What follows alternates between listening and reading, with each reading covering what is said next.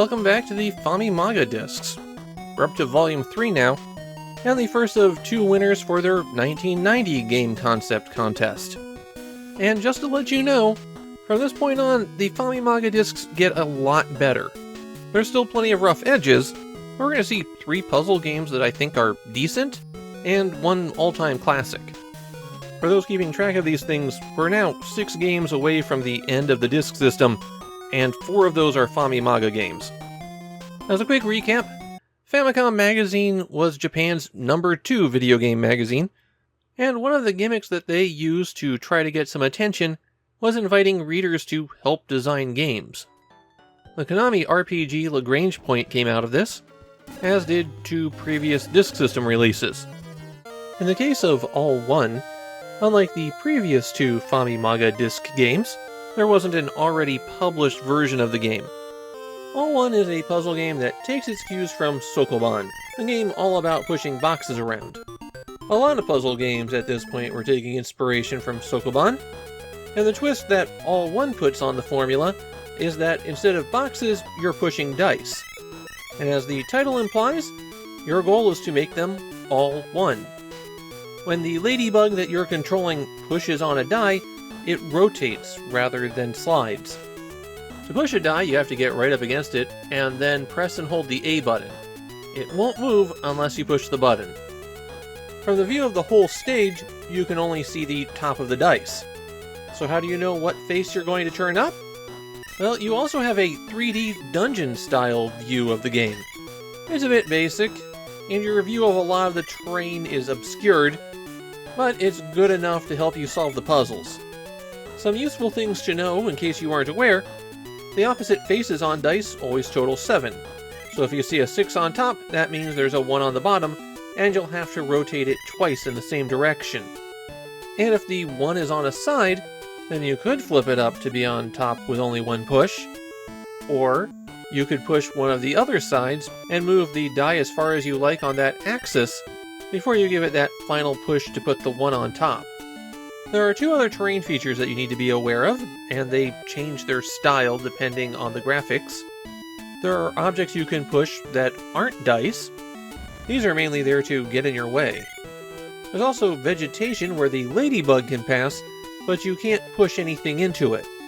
Yeah, you can pass through these cacti. It looks like they should be blocking you, but that's not how it works. There are 50 stages in All 1, and I didn't find the puzzle design to be especially difficult.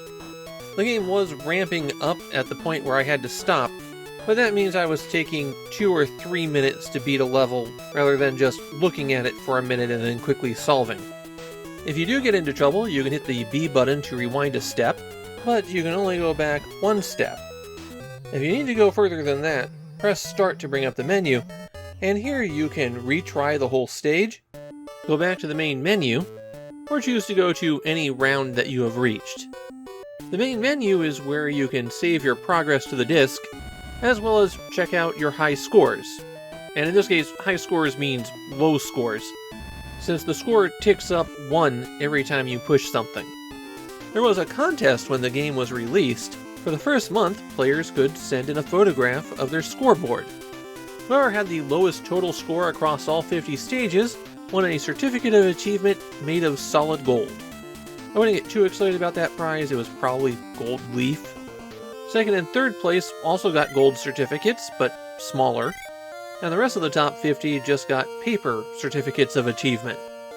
A twist to this contest was that 2 points were added to your score for every day after the game's release. So if you didn't get your picture into the mail until the end of the month, that was another 60 points added to your score. I tried to find pictures of these prizes, but it's one of those things where it's just lost to time. Playing All 1 raises an obvious question: what happens if you All 2? And as it turns out, there are special events that occur if you get the dice to all have the same face. I'm doing this all on the first stage because it's the easiest way to demonstrate it. All 2s unlocks the stage select, so you can pick any level from the menu, not just the ones that you've beaten.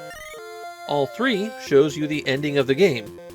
Not really the most exciting of screens, is it? All 4 switches the ladybug out with some placeholder graphics. All 5 changes the color palette to be more of a nighttime look. And finally, All 6 triggers a sound test, though there really aren't any sound effects in the game, just the music. Surprisingly, for such a late Disk System release, All 1 does have a bit of a following. I bet the Famimaga connection helped there. It seems to be regarded as one of the Disk System's hidden gems. My feeling on All 1 is it's good, but not great. You can feel the game straining against its limitations, both technical and in terms of time. I wish the puzzles stepped up in difficulty a bit faster than they do. And I could probably stand to have 1 or 2 more twists on the Sokoban formula in order to give the puzzles a little bit more complexity. But overall, it's good. Definitely worth giving a try if you like puzzle games.